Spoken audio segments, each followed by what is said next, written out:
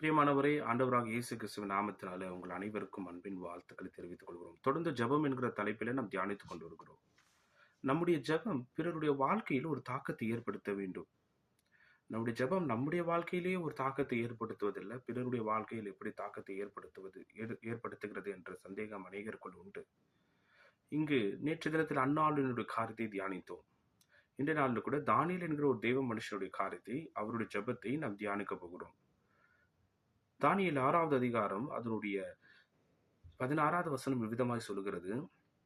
அப்பொழுது ராஜா கட்டளையிட அவர்கள் தானியேலை கொண்டு வந்து அவனை சிங்கங்களின் கெபியிலே போட்டார்கள்.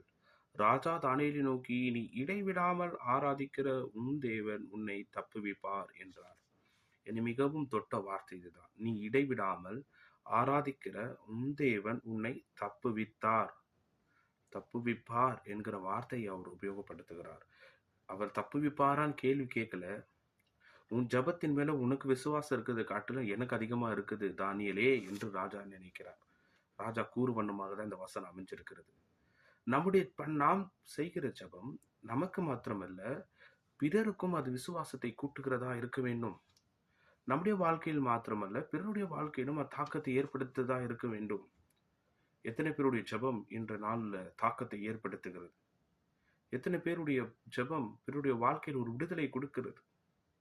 தானியேல் என்கிற ஒரு மனிதனுடைய ஜபம் ஒரு ராஜாவுக்குள் ஒரு மாற்றத்தையும் ரட்சிப்பையும் கொண்டு வந்து அந்த ராஜாவின் மூலமாய் தேசம் முழுவதும் ஒரு ரட்சிப்பை கட்டளையிட ஏதுவாயிருந்தது.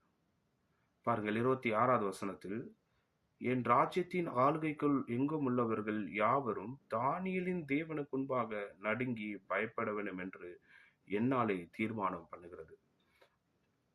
இதே ராஜா ஒரு கட்டளையை கொண்டு வருகிறார். யாரும் ஜெபிக்க கூடாது, யாரும் தேசத்துல அவனுடைய தெய்வத்தை தவிர வேறு யாரையும் வணங்கக்கூடாது என்ற ஒரு கட்டளையை கொண்டு வருகிறார்.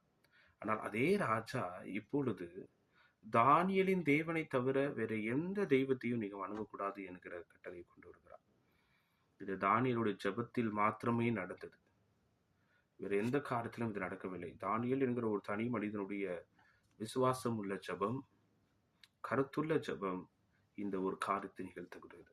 தானியேல் என்கிற ஒரு மனிதனுடைய ஜெபத்துல ஒரு தேசம் ரட்சிக்கப்படுகிறது. அதுபோல நாம் நம்மூலமாய் நம்முடைய ஒரு ஜெபம் தேசத்தை அசைக்க வேண்டும், தேசத்தில் ரட்சிப்பு கொண்டு வர வேண்டும். அப்ப தானியேல் ஏதோ இது ஓவர் நைட்ல ஒரு நாள் உபவாசம் போட்டு கருத்தாய் ஜெபித்த மாதிரி எனக்கு தோணல. அவர் ஒவ்வொரு நாளும் அந்த ஜெபத்தை செய்கிறார். அங்கு பாருங்க, ஒரு வேத வசனத்துல விதமாய் சொல்கிறது.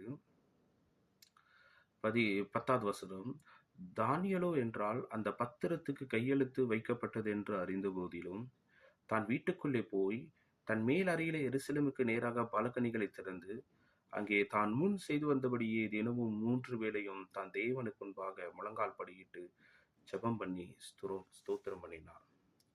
அவர் என்ன பண்றாருன்னா, அந்த பத்திரத்திற்கு கையெழுத்து வைக்கப்பட்டது என்று அறிந்த போதிலும், லாக்டவுன் சமயத்துல கவர்மெண்ட்ல ஒரு 144 ரூல்ஸ் போட்டப்ப நம்ம என்ன செய்தோம்? எல்லாரும் கதவுகளை மூடிட்டு ஜெபம் பண்ணோம். வீட்டிலேயே 4 பேர் மேல கூடக்கூடாது என்கிற அந்த சட்டம் வந்ததுக்கப்ப எல்லாரும் பயந்து ஜெபம் பண்ணாங்க.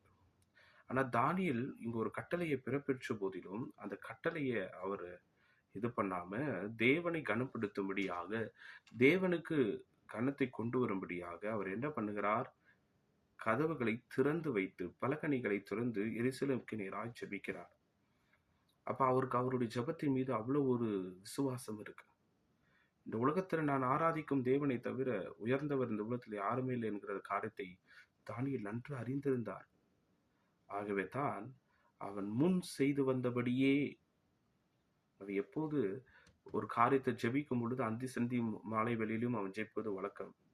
அப்பிரகாரமாய் அவன் செய்த பிரகாரமாயே தேவனுக்காக அவன் ஜெபம் பண்ண ஆரம்பித்தான்.